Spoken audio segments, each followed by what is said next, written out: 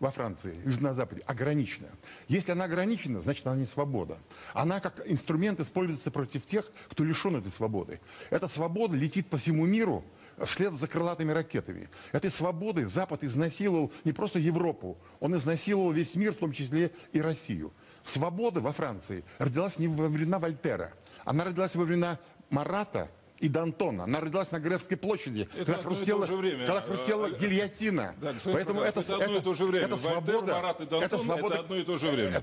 это свобода кровавая. Это свобода кровавая и бесполезная.